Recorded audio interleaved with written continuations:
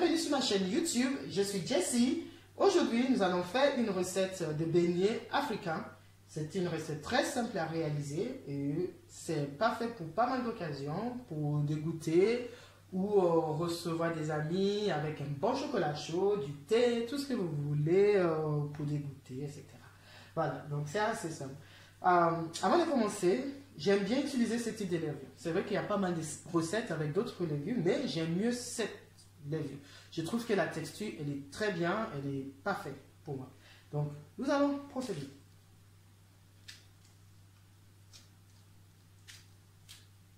Oups.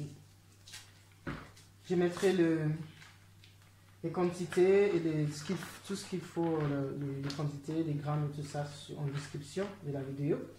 Donc là, j'ai un quart d'eau du poids total de liquide que je vais utiliser. Là, j'ai du lait et de l'eau, moitié-moitié. Mais sachez que vous pouvez utiliser que de l'eau. C'est vrai que moi, j'aime mieux la texture avec moitié lait, moitié eau.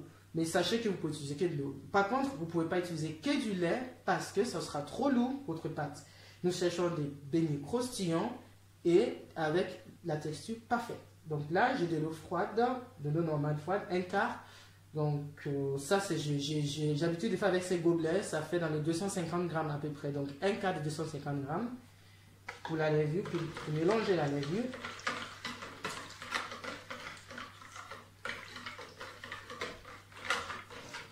Donc là, une fois qu'on va mélanger, je vais d'abord rajouter le liquide, du lait.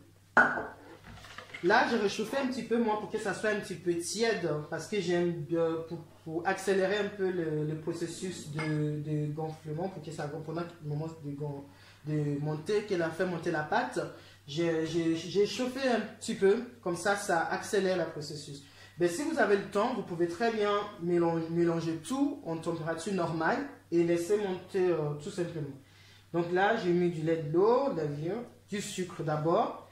Jamais mettre le sel avant parce que sinon votre levure va se désactiver. Et là, on va mettre juste un petit peu du sel. C'est un soupçon du sel, c'est histoire de juste pour rehausser le goût et apporter un peu de coloration à la pâte. J'ai mis un peu de noix de coco. Un peu de noix de coco. Et là, j'ai ma farine. J'aime bien utiliser du type 55. Mais vous pouvez très bien faire moitié-moitié aussi. Moitié 45, moitié 55. Ou soit que du type 45 ou type 55. Mais j'aime mieux faire qu'avec du type 55. Parce qu'encore une fois, c'est une question de texture. J'aime mieux la texture. Donc là, on mélange.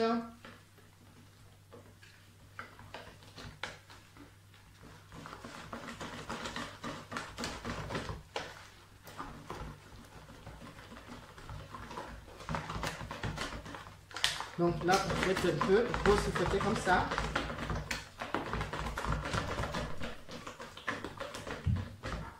Vous soufflez comme ça, et hop. Voilà, un petit peu. C'est un peu gymnastique, hein, mais bon.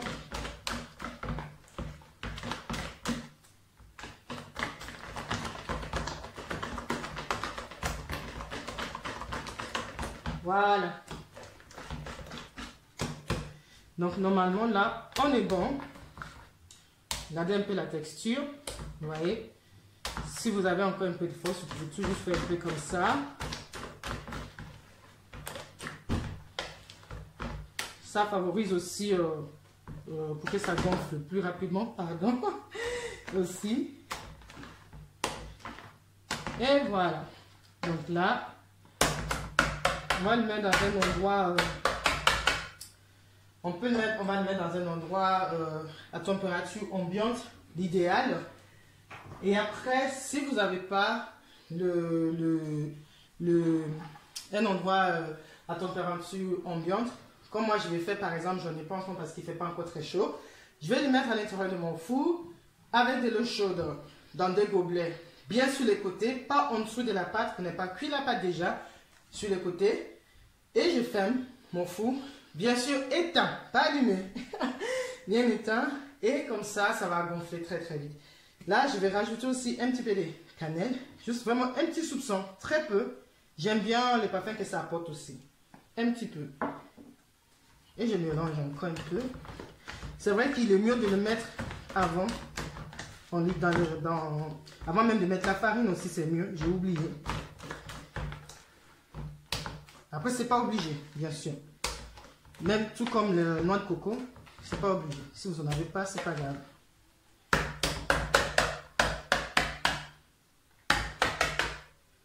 Donc là, on va laisser gonfler. Il faut compter entre 1h30, 2 heures.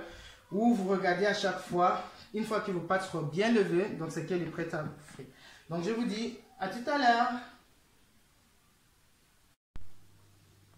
Nous revoilà. Donc notre pâte de beignet est très bien levée. Il est très bien gonflé. Donc à ce stade, il ne faut jamais secouer ça. Secouer votre récipient parce que ça va tout retomber. Et vous aurez moins de beignets tout simplement. Après, c'est pas si grave. Hein. Vous savez que vous aurez moins de beignets. Donc voilà. Là, on ne touche plus. Quand c'est bien levé comme ça, là, tout ce qui reste à faire, c'est juste faire frit. Donc moi, j'ai ma petite astuce. Quand j'ai pas envie de me salir la main, j'utilise ça. En anglais, c'est scoop. Ice cream scoop. Et en français, on m'a dit que ça s'appelait cuillère à glace. Hein. Je crois, c'est ça. Hein. Bon, voilà. Donc, ice cream scoop. C'est facile pour scooper et tac. Donc vous allez voir, c'est très simple. Là, normalement, l'huile est chaude. Comment faire pour voir si ma température de l'huile est bonne? Je vais couper juste un petit bout. Que je vais d'abord mettre pour voir. Parfait, il est assez chaud. Donc après, si vous n'avez pas une friteuse, vous pouvez utiliser des marmites, ce que vous avez habituellement pour faire frire vos frites, ça fera très bien l'affaire. Donc là, pour faire ça, il faut bien scoop. Il faut bien scoop. Alors, je vais pousser un peu pour bien être dans le cadre. J'ai scoop et j'ai racle. C'est important de vraiment racler à bord, au bord plutôt de votre récipient pour que ça coupe. Pourquoi je plonge dans l'eau? C'est pour faciliter justement que la pâte puisse très bien se relâcher. Vous voyez, dans la friteuse. Voilà, excusez-moi, là, je n'ai pas assuré là. Donc là, je n'avais pas mis assez d'eau. Donc là, et hop. Vous voyez, c'est très pratique. Et voilà, vous voyez, c'est très pratique. Grâce à ça, je n'ai pas mis sali la main. et voilà, et c'est assez rapide pour des personnes parfois qui ont peur de se faire brûler par l'huile, ils ont peur de toucher l'huile. Vous voyez, c'est très pratique. Et voilà. Donc, je vais juste déplacer pour continuer. Bien. Là, l'huile, on a chauffé à 190 degrés. Je continue toujours bien raclé pour avoir une belle boule. C'est important. Si vous faites sans friteuse, il faut faire attention à la température de l'huile. Il ne faut pas que votre huile soit trop chaude, sinon vos beignets seront bien colorés à l'extérieur et pas assez cuits à l'intérieur. Et d'autres petites astuces pour retourner mes beignets, j'aime bien utiliser des pics à brochettes. Comme ça, ça ne va pas me chauffer la main. Et aussi, pas les côtés pointus, mais ces côtés est mieux. Comme ça, il ne va pas percer les beignets. Donc là, on laisse cuire jusqu'aux colorations. Si on a une bonne température, normalement, aux colorations, ils seront cuits. Et donc, si vous utilisez des cuissons avec des poêles ou quoi que ce soit, il faut vraiment surveiller la température de votre huile. Comment vous pouvez savoir si votre huile est trop chaude? C'est quand vous jetez de la pâte à beignet dans votre huile et quand il remonte très vite et très coloré déjà, ça veut dire que votre huile est trop chaude. Vous baissez juste le feu ou diminuez votre température des plaques. Et vous continuez à mettre les pâtes de beignet dans votre huile. Ça va refroidir un petit peu et ramener aux bonnes températures. Et ensuite, vous augmentez, comment on dit, petit à petit la température de façon nécessaire. Ça, c'est si vous n'avez pas de friteuse. Donc, l'avantage des friteuses, si vous en avez un, ça vous évite tous ces petits trucs. Mais si vous êtes des bons cuisiniers, ça ne devrait pas vous faire peur. Voilà. Donc là, on va faire frire.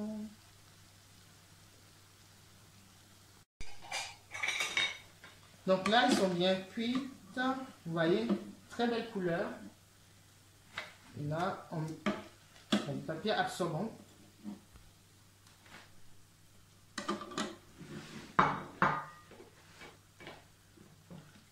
pouvez aussi poser sur la table. Hein, si vous...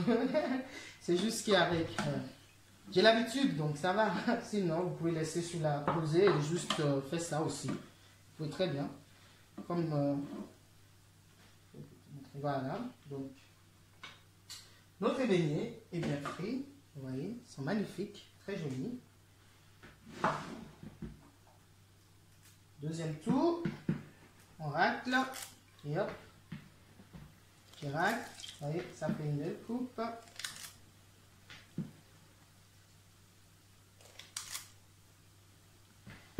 Alors, l'idéal, c'est de vraiment pas trop mettre des pâtes, mais il faut quand même que ça soit bien serré entre eux. Sinon, les beignets ne sont pas très solidaires. Donc, ils n'aiment pas trop la solidarité. Non, mais si vous le mettez là, pour cette taille de friteuse, je remets souvent 12, 13. Ça dépend de la taille de mon beignet. 12, 13. Est-ce que je peux avoir les trucs là pour rater? Donc là, il y en a un là dans les trucs là. 1, 2, 3, 4, 5, 6, 7, 8, 9. Donc, à peu près, et hop.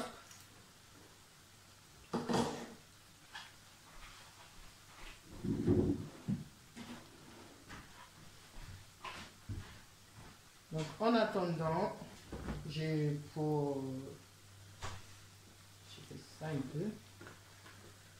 Il ne faut pas avoir de gaspillage. Il ne faut pas avoir de gaspillage. Un peu, et hop. Après, si vous n'avez pas... ah, j'ai oublié comment ça s'appelle. Si vous n'en avez pas, ben, vous pouvez utiliser des spatules. Ça fait très bien, donc, avec mon métier. Donc, j'ai pas mal de petites trucs. J'ai oublié les noms. Désolé. Hein.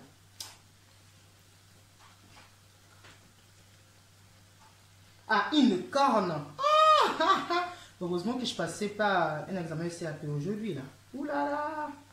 Donc, vous pouvez corner. Ça s'appelle des cornes. Corner. Voilà. Voilà, notre beignet est prêt. Tout chaud, tout bon. Ça sent très très très bon. Donc voilà. Et on va couper pour voir un peu. Vous voyez cette texture? C'est pas lourd du tout. C'est délicieux, c'est bon. Et moi j'aime bien les beignets comme ça. J'aime pas quand il y a trop de pâtes. Voilà.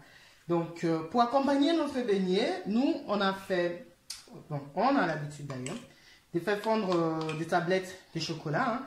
J'aime mieux ça parce que le sucre qu'elle contient est beaucoup moins que du sucre qui contient des pâtes à tartiner tout près. Donc comme là, surtout qu'on est confiné, qu'on ne pourra pas dépenser toutes les énergies qu'on va avaler, on essaye d'être encore plus raisonnable avec des gourmandises. Donc voilà. Donc, si vous avez aussi, ça peut inspirer, vous inspirer aussi. Là, c'est moitié chocolat lait et moitié chocolat noir. Avec fondre dans les bains-maries. On a recyclé des pots de confiture. Vous les concassez dedans, vous mettez dans votre bain-marie. Le temps que vous faites frire vos beignets, ça va fondre. Vous pouvez même couper de l'eau. Une fois que l'eau est chaude, vous coupez le feu. Et vous laissez fondre tranquillement. Et vous aurez des jolies coulées de chocolat qui coulent très bien. Avec beaucoup moins de sucre et beaucoup des choses qui ne sont pas forcément bonnes pour la santé. Mais là, ça va. Donc, c'est des petits compromis. Voilà. Donc, j'espère que cette recette va vous plaire. N'essayez pas de laisser... N'essayez pas. Qu'est-ce que je rencontre? En fait, j'ai envie de manger me baigner. N'oubliez pas ou n'hésitez pas à laisser vos commentaires. Mettez un petit pouce like pour m'encourager. Et aussi, pourquoi pas vous abonner sur ma chaîne et partager aussi la vidéo si vous souhaitez. Merci beaucoup et à la prochaine. Au revoir.